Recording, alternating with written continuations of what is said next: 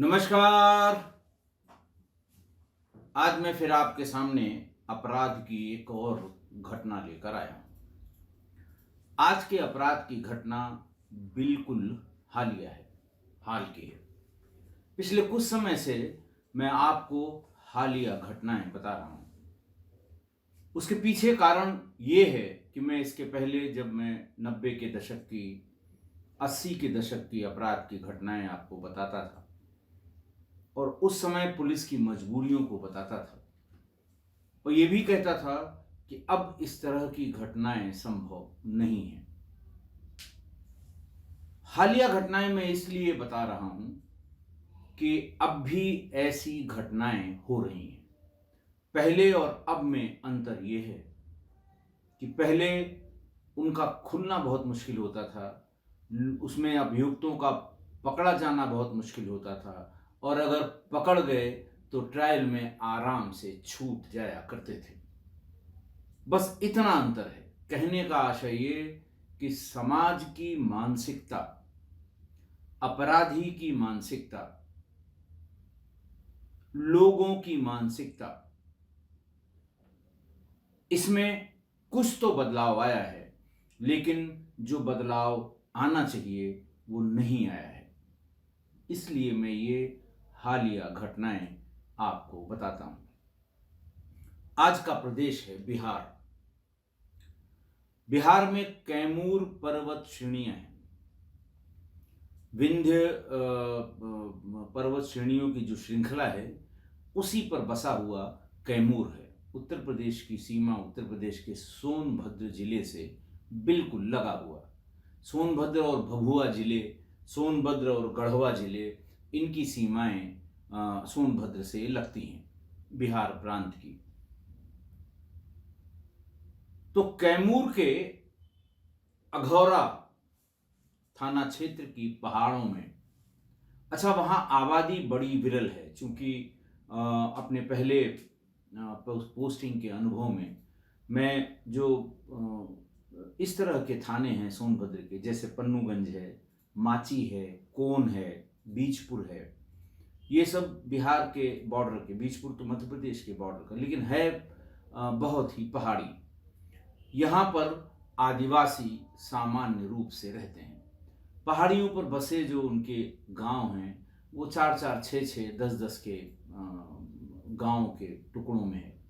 थोड़ी बहुत प्लेन जमीन वहाँ पर है जहाँ वो छोटी मोटी अपनी सब्जियां या ज़रूरत का सामान उगाते हैं। बाकी उनका जीवन यापन तेंदू पत्ते पर होता है, बीड़ी पत्ते पर जिसे कहते हैं।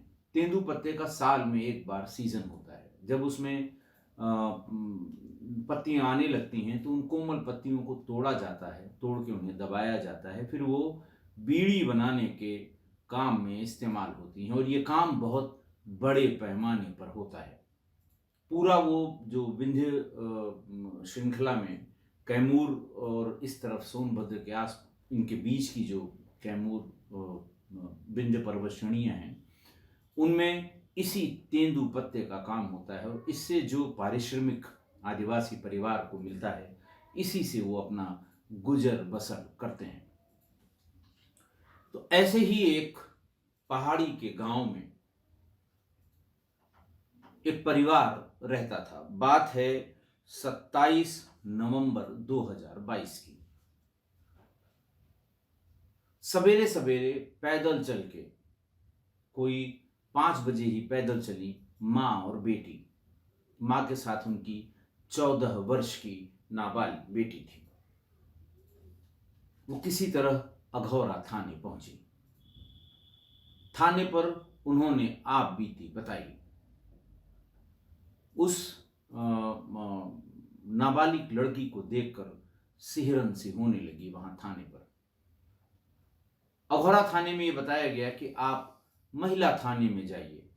यहाँ महिला कांस्टेबल को बुलाकर और फिर बयान लेकर, जो सुप्रीम कोर्ट के आदेश हैं, इस समय कोई उपलब्ध नहीं है, आप भभुआ के महिला थाने में चली जाइए। वहाँ आपकी एफआईआर भी हो जाएगी, आपके बयान भी रिकॉर्ड हो जाएंगे। महिला थाना है, महिला कांस्टेबल और महिला सब इंस्पेक्टर हैं, आप उनसे अपनी बात अच्छे से कह पाएंगे। लिहाजा 27 तारीख की दोपहर बाद तक यानी शाम तक ये बच्ची और उसकी माँ भभुआ के महिला थाने पहुंच गई।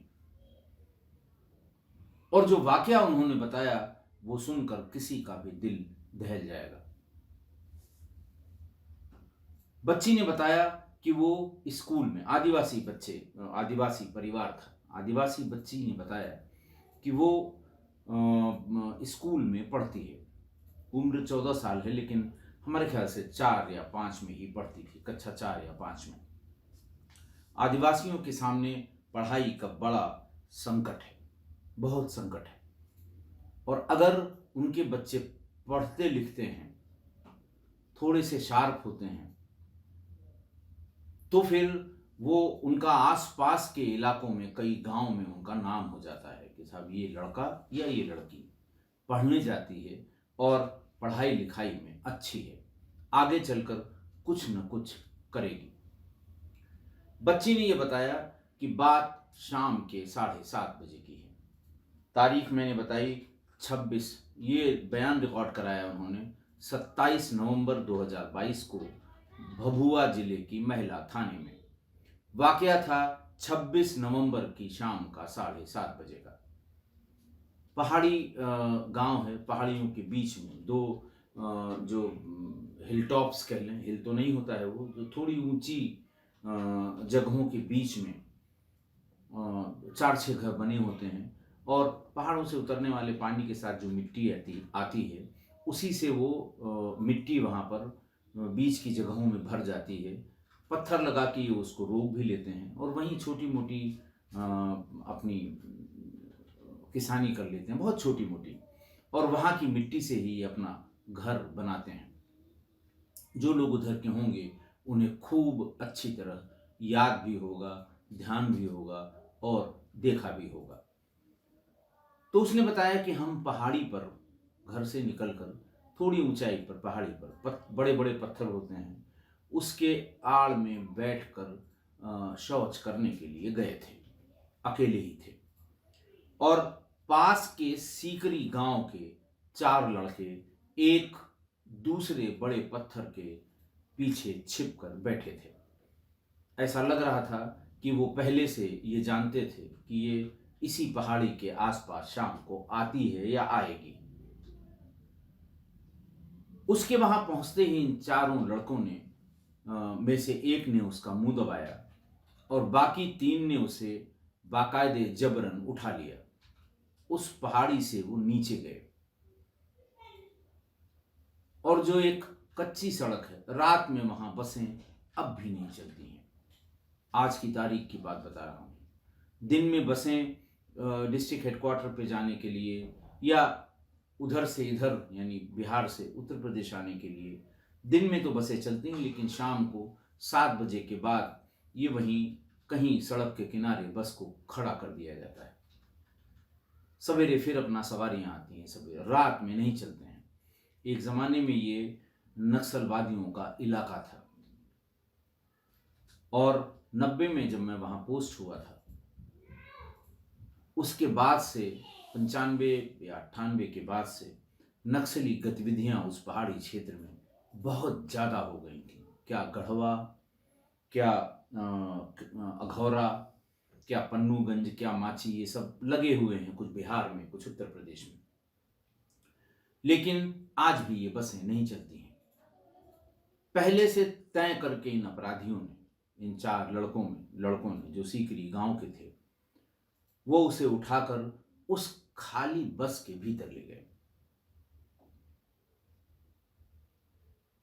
जब वो उस पहाड़ी से उस बच्ची को उठाकर ले जा रहे थे तो बीच बीच में मुंह पर लगे हुए हाथ की पकड़ थोड़ी सी ढीली होने पर लड़की चिल्ला रही थी।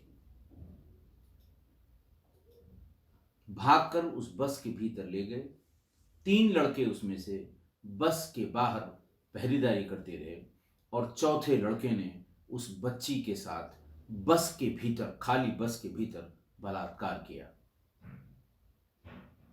वो हल्की हल्की चीख जो उसके मुंह से निकली थी, तो उसी स्कूल के प्रिंसिपल, हेडमास्टर वहां प्रिंसिपल होते हैं, अघौरा के उसी स्कूल के प्रिंसिपल, वो भी किसी काम से बाजार से लौट रहे थे। बच्ची की वो आवाज सुनकर वो थोड़ा ठिठके, आवाज की दिशा की तरफ बढ़े। तभी उन्हें बस की निगरानी करते हुए ये 3-4 लड़के दिखाई पड़े। थोड़ा अंधेरा था, लेकिन लड़के प्रिंसिपल साहब को पहचान गए। 3 लड़के भी इन्होंने पहले बस के पीछे छिपने की कोशिश की, लेकिन जब मास्टर साहब यानी प्रिंसिपल साहब बस के पीछे भी पहुंच गए, तो वो तीनों भी और वो लड़का जो बस के भीतर था, जिसने बलात्कार किया उस छोटी बच्ची के साथ, ये चारों वहां से भाग गए। मास्टर साहब कौतूहलवश बस में चढ़े, क्योंकि उसने एक लड़के को, मास्टर साहब ने एक लड़के को बस से निकलकर भागते हुए देखा था। वो बस पर चढ़ गए। बस पर बिना कपड़ों की एक लड़की उन्हें दिखाई पड़ी, जो हल्का हल्का होश में आ रही थी और अपने कपड़े ढूंढ रही थी। प्रिंसिपल साहब को देखा, उसने आवाज लगाई कि प्रिंसिपल साहब, मेरे साथ बहुत बुरा काम हुआ है, गंदा काम हुआ है। उसने लड़कों के नाम भी बताए। प्रिंसिपल साहब ने कहा कि नहीं नहीं, कोई बात नहीं है, मैं आ गया हूं, अब कुछ नहीं होगा। प्रिंसिपल साहब ने भी चारों तरफ निगाह दौड़ाई और निर्जन सुनसान देखकर प्रिंसिपल साहब का भी, जिसको कहते हैं, उनका भी दिमाग काम करना बंद हो गया और उन्होंने भी वही हरकत शुरू कर दी जो उन 4 हैवानों ने उस बच्ची के साथ की थी। बच्ची बुरी तरह से ब्लीड कर रही थी, लेकिन प्रिंसिपल साहब नहीं माने और प्रिंसिपल साहब ने भी उस बच्ची के साथ बलात्कार किया। ये बयान जैसे ही महिला थाने में लिखाया गया, फौरन, चूंकि गंभीर बात थी, फौरन एफआईआर प्रिंसिपल साहब के खिलाफ और बाकी उन 4 लड़कों के खिलाफ लिखी गई। सभी वरिष्ठ अधिकारियों को सूचना दी गई और पुलिस अधीक्षक कैमूर जिले के श्री राकेश कुमार ने फौरन थाने की तरफ रुख किया। वहाँ के जो सर्किल अफसर, जो डीएसपी होते हैं, उनका पदनाम कुछ और होता है, सब डिविजनल पुलिस ऑफिसर शायद कहते हैं, या sub divisional officer of police कहते हैं। सारे लोग वहाँ पर पहुँच गए। महिला अधिकारी भी जो जिले में उपलब्ध थी वो भी पहुँच गई। सब लोगों ने तफसील से उसका फिर से एक बार बयान नोट किया। अपने साथ लेकर भभुआ हेडक्वार्टर में जो अस्पताल है, वहाँ मेडिकल ट्रीटमेंट के लिए ले गए। लड़की अर्ध बेहोश ही हालत में थी, बुरा हाल था। डॉक्टर्स ने अटेंड किया, कोशिश की दोपहर 12 बजे तक, यानी 27 तारीख को 28 तारीख को दोपहर 12 बजे तक वो थोड़ी ठीक हो पाई और बोलने की कोशिश करने लगी। लेकिन प्राइमा फेसी जितनी बात उसने बताई थी, उस आधार पर पुलिस ने फौरन दबिश, रात से ही ताबड़तोड़ दबिश देनी शुरू की और प्रिंसिपल साहब सुरेंद्र कुमार भास्कर, पुलिस इन्हें गिरफ्तार करके थाने पर ले आई। बाकी 4 लड़कों के लिए दबिश, या जिसको कहते हैं कई टीम बनाकर उन्हें ढूंढने का प्रयास किया जाता रहा। ये बात मैं लेटेस्ट इसका अपडेट आज का बता रहा हूँ, 2 दिसंबर 2022 का। इसके पहले अब वो मोबाइल तो सबके पास होता है और ये जंगल में आग की तरह ये खबर फैलने लगी। इसी बीच पुलिस अधीक्षक राकेश कुमार ने एक प्रेस कॉन्फ्रेंस की और उन्होंने, इसके पहले कि तिल का ताड़ बनते, उन्होंने पूरा वाकया मीडिया के सामने, कैमरों के सामने रखा कि ऐसा ऐसा हुआ था। 4 लड़के इसे उठाकर ले जा रहे थे, उठा के ले भी गए। रात की खड़ी हुई वो खाली बस में उन्होंने बलात्कार किया। मास्टर साहब को कुछ शंका हुई, वो वहां तक पहुंचे। उन्हें देखकर वो लड़के भाग गए क्योंकि वो पहचानते थे। और उनके भाग जाने के बाद प्रिंसिपल साहब ने भी वही गंदी हरकत की जो लड़कों ने की थी। भीड़ इकट्ठा हुई और भीड़ ने कोशिश की प्रिंसिपल को पुलिस के बीच में मैनहैंडल करने की। खैर, पुलिस बड़ी संख्या में थी। उसे अगले दिन कोर्ट में 29 या 30 तारीख को उसे अदालत में पेश करके जेल भेज दिया गया। एसपी श्री राकेश कुमार ने बताया कि इसके आगे हम कोर्ट में इसका 164 का कलमबंद 164 सीआरपीसी का कलमबंद बयान कराएंगे। मेडिकल रिपोर्ट डिटेल्ड मिल गई है। स्लाइड्स की जांच के लिए एफएसएल भेजा गया है पटना, स्वैब जिसे कहते हैं। और बाकी महिलाओं के साथ दुर्व्यवहार के बारे में सुप्रीम कोर्ट की गाइडलाइंस जितनी हैं उनको फॉलो करके आगे की कार्रवाई की जाएगी। अभी उन चारों में से कितने गिरफ्तार हुए ये जानकारी उपलब्ध नहीं हो पाई है। नेचुरली भागे होंगे और ये भी नेचुरली कि पुलिस पीछा भी कर रही होगी। आज नहीं तो कल गिरफ्तार जरूर होंगे। लेकिन घटना की पुष्टि प्रिंसिपल जो थे सुरेंद्र कुमार भास्कर, उनसे पुलिस ने अपने तरीके से सब बातें पूछ ली थी। और एक लड़के की पहचान प्रिंसिपल साहब ने भी बता दी थी कि मैं उसको पहचानता हूं। ऐसी निर्मम, ऐसी घटना या कह लें इस तरह की बातें ये मन को विचलित करती हैं। आज की घटना दिल दहला देने वाली और अध्यापक या प्रधानाध्यापक किसका समाज में जो स्थान है उस स्थान को दागदार करने वाली है ये घटना। मेरी समझ में नहीं आ रहा है कि ये समाज को होता क्या जा रहा है। इस तरह की घटनाएं जो अब धीरे धीरे होने लगी हैं, पहले ऐसा नहीं था। पहले के तमाम मैंने आपको अपराध की घटनाएं सुनाई हैं, लेकिन बिरली ही घटना इस तरह की मिली होगी। अभी मैंने आपको एपिसोड 643 में एक घटना बताई थी प्रिंसिपल साहब, वो भी प्रिंसिपल साहब ही थे। 643 आप या तो देख लें या दाहिनी तरफ जो आई बटन है उसको क्लिक करेंगे तो आपको 643 मिल जाएगा।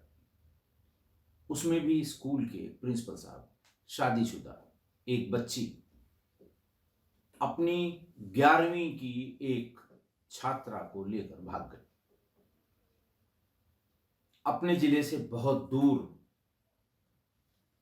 मध्य प्रदेश के एक जिले में जाकर एक किराए का मकान लिया और बतौर पत्नी उस छात्रा के साथ रहने लगे। मतलब जो लोगों को बताया कि ये मेरी पत्नी है। घर वाले ढूंढ रहे थे लड़की को। स्कूल से उन्हें भी पता लग गया कि मां साहब की बुरी नजर थी। मां साहब भी घर नहीं पहुंच रहे थे, उनकी पत्नी अलग बेहाल थी। किसी को समझने में देर नहीं लगी कि मां साहब भी लेके भागे होंगे।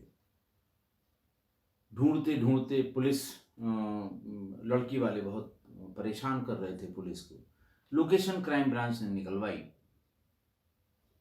तो एक दरोगा, एक सिपाही, लड़की के बाप, लड़की के भाई और एक और व्यक्ति, ये सारे लोग लोकेशन मिलने के बाद सवार होकर मध्य प्रदेश के उस जिले में पहुंचे। वहां लड़की और लड़का यानी मां साहब और उनकी छात्रा दोनों कमरे में मिल गए। उन्हें गाड़ी में बिठाया और रास्ते में आके पुलिस वालों के सहयोग से घर वालों ने प्रिंसिपल साहब की हत्या कर दी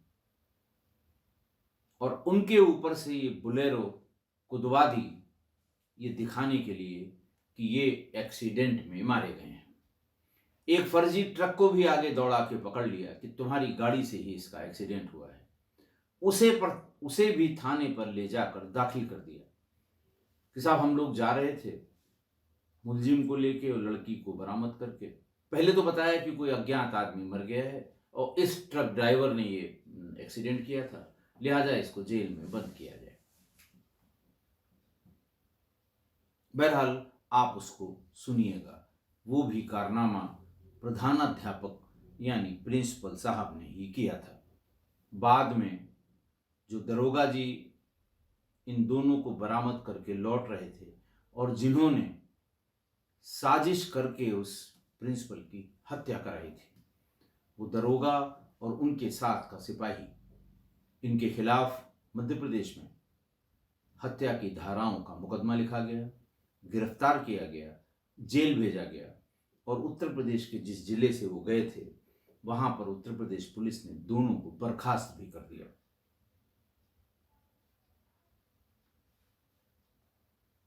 तो सवाल यहां सिर्फ यही है कि गुरुजन, गुरु, अध्यापक, टीचर, आचार्य, इनका सम्मान समाज में सबसे ज्यादा है।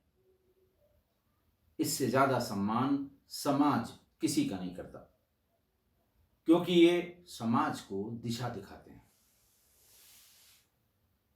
ये देश के भावी कर्णधारों को रास्ता बताते हैं, उनको इस काबिल बनाते हैं कि वो अपने रास्ते पर आगे जाकर ऊंचाई या ऊंचा मकाम हासिल करें।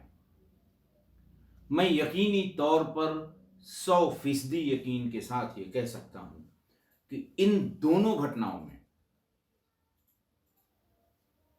जिनमें प्रिंसिपल्स ने अपनी छात्राओं के साथ ऐसी गंदी और बुरी हरकत की है, ये दोनों फोन के एडिक्ट होंगे, ये दोनों पोर्नोग्राफी के शौकीन होंगे, जिसकी वजह से इनका मानस पटल बुरी तरह दूषित हो चुका होगा।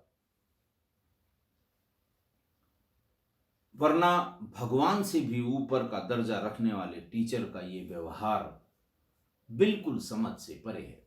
समझ ही भी नहीं आ रहा कि ये ऐसा व्यवहार किस इन्फ्लुएंस में इन लोगों ने किया होगा। इस सिलसिले में कबीरदास जी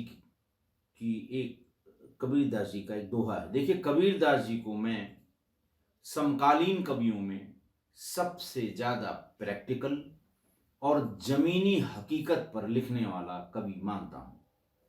उनसे ज्यादा जो समाज में वास्तव में उस समय घट रहा था उसके बारे में बहुत अच्छा लिखा है। कबीर को जिन्होंने प्राइमरी और 8th के बीच में ही पढ़ा है, सिर्फ उनके 10-20 दोहे ही पढ़े हैं, वो कबीर को जरूर पढ़ें। कबीर का दर्शन समाज के बारे में जितना सटीक है, जितना प्रैक्टिकल है, समकालीन कवियों में किसी का नहीं है। तो कबीरदास ने गुरु की महिमा का वर्णन करते हुए जो 2 लाइनें लिखी हैं वो बहुत पॉपुलर हैं और हर जगह कोट की जाती हैं कि गुरु गोविंद दो खड़े काके लागू पाए, बलिहारी गुरु आपने गोविंद दियो बताए।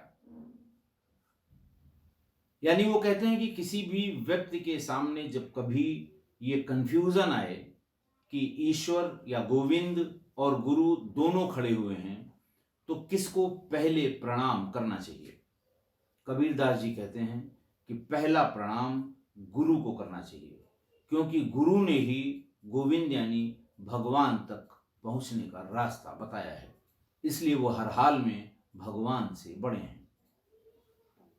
गुरुओं के बारे में ये बात कबीरदास जी ने जाने कितनी पहले लिखी है। और यही नहीं, आपके शास्त्रों में, पुराणों में गुरु के बारे में जो कहा गया है वो अद्वितीय है, अनपैरेलल है। गुरुर् ब्रह्मा गुरुर् विष्णु गुरुर्देवो महेश्वरः, यानी गुरु ही ब्रह्मा है, गुरु ही विष्णु है, गुरु ही देवता है, ऐसा लिखा गया। दूसरी पंक्ति जो बहुत कोट की जाती है कि त्वमेव माता च पिता त्वमेव, त्वमेव बंधु च सखा त्वमेव, यानी तुम ही माँ हो, तुम ही पिता हो, तुम ही बंधु बांधव हो और तुम ही सखा हो। ऐसी गुरु की महिमा का व्याख्यान प्राचीन साहित्य में और वर्तमान साहित्य में भी बहुत कस के लिखा गया है। लेकिन इस तरह के गुरुओं के बारे में कोई भी एक लाइन कहीं नहीं मिली। समझने की बात यह है कि न कबीर ने, न रहीम ने, न रसखान ने, न समकालीन दूसरे कवियों ने, उनके दिमाग में, उनके विजन में भी कभी नहीं आया होगा कि कभी ऐसा भी होगा कि गुरु कदाचार की सबसे निम्न श्रेणी पर पाया जाएगा, अपनी शिष्या के साथ बलात्कार करेगा। ये किसी के विजन में नहीं होगा, वरना जरूर इसका उल्लेख कहीं न कहीं मिलता, लेकिन कहीं नहीं मिला। उन्होंने भी कभी नहीं सोचा कि गुरु ऐसा भी पाप कर सकता है, या तो उन्होंने सोचा नहीं या फिर इन लोगों की हिम्मत नहीं पड़ी। बशीर बद्र साहब ने इसी पर लिखा है, 2 लाइनें हैं उनकी, बहुत अच्छी हैं कि जी चाहता है, जी बहुत चाहता है कि सच बोलें, जी बहुत चाहता है कि सच बोलें, क्या करें हौसला नहीं होता। लेकिन पहली बात मुझे ज्यादा ठीक लगती है कि उन्होंने कभी गुरु के बारे में न सुना होगा उस समय, न देखा होगा उस समय, न सोचा होगा कि गुरु ऐसा भी कर सकता है। वरना कबीर जैसा जमीन का कवि, कबीर जैसा समाज को आईना दिखाने वाला कवि कहीं न कहीं इसका जिक्र जरूर करता। इसलिए मैं किस्सा गोई परिवार के लोगों से कहूंगा कि गुरु शिष्य के संबंधों में आप यकीन पूरा करिए। ये नहीं हो सकता कि आप गुरु शिष्य के संबंध को हमेशा दूसरी निगाह से देखें। आप पूरा यकीन करिए, लेकिन सतर्क जरूर रहिए, क्योंकि मोबाइल के पेट में कितनी गंदगी आ गई है किसी को इसका अंदाजा भी नहीं है। और गुरुजन भी, गुरु भी, टीचर भी, आचार्य भी, प्रधानाध्यापक भी, ये लोग भी मोबाइल से विरत नहीं है। आशा है आप मेरी इस बात से सहमत होंगे। आज के लिए इतना ही। बहुत बहुत धन्यवाद।